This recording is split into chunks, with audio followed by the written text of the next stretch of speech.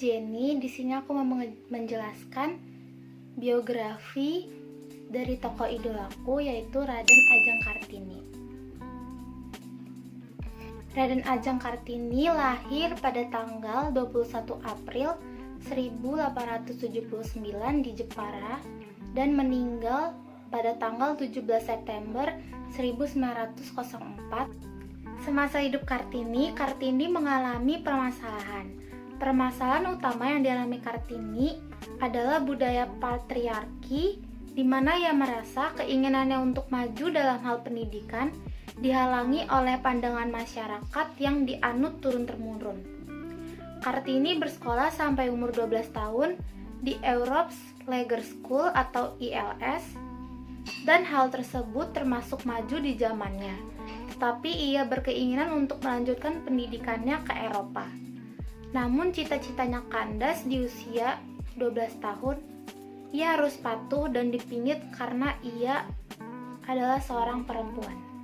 Untuk memecahkan permasalahan tersebut, Kartini berjuang dan ia mengawali perjuangannya melalui tulisan-tulisan untuk mengangkat kaum derajat wanita Indonesia dalam bentuk pendidikan agar kaum wanita Indonesia mendapatkan pendidikan seperti halnya kaum laki-laki. Tulisan-tulisan tersebut ia kirim kepada sahabat penanya di Belanda yang bernama Rosa Abendanon. Dengan tulisan-tulisannya tersebut telah menggerakkan hati dari keluarga Belanda, yakni Van Deventer, seorang tokoh politik etis yang mendirikan Yayasan Kartini. Yayasan tersebut lalu mendirikan sekolah Kartini, sekolah yang dikhususkan untuk kaum wanita di Jepara, kota kelahiran Kartini. Banyak sekali hal yang menarik dari tokoh Kartini. Salah satunya yang membuat aku tertarik sama tokoh Kartini adalah ilmu pengetahuan yang didapatnya dari elit Belanda tidak diambilnya dan dinikmatinya seorang diri, melainkan dibagikannya bersama dengan kaum perempuan di Indonesia.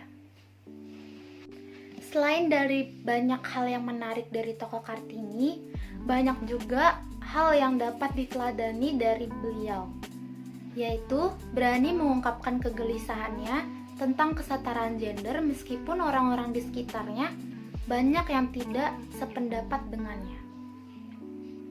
Lalu yang kedua, ketangguhannya dalam memperjuangkan hak-hak perempuan. Dan yang terakhir, meskipun tidak sepemikiran dengan orang tuanya dalam beberapa hal, namun Kartini tetap menunjukkan rasa hormatnya kepada kedua orang tuanya dengan tidak menolak ketika dijodohkan dengan seorang bangsawan yang telah memiliki istri, yaitu KRM Adipati Aryo Singgi Jojo Adiningrat. Saat aku sedang merasa tidak bersemangat dalam belajar atau menghadapi kesulitan hidup, ada satu hal yang aku lihat dari tokoh Kartini yang membuat aku lebih bersemangat dan tidak pantang menyerah, yaitu harus menjadi wanita yang tangguh dalam menghadapi kesulitan dan jangan cepat putus asa, karena tidak selamanya dalam hidup akan selalu ada kebahagiaan, melainkan ada kesulitan juga. Seperti yang dikatakan Kartini, yaitu habis gelap terbitlah terang.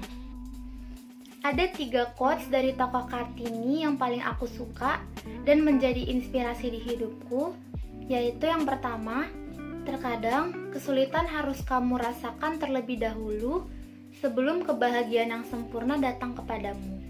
Yang kedua, seorang perempuan yang mengorbankan diri untuk orang lain dengan segala rasa cinta yang ada di dalam hatinya, dengan segala bakti yang dapat diamalkannya, itulah perempuan yang patut disebut sebagai ibu dalam arti sebenarnya. Yang ketiga, banyak hal yang bisa menjatuhkanmu, tapi satu-satunya hal yang benar-benar dapat menjatuhkanmu adalah sikapmu sendiri.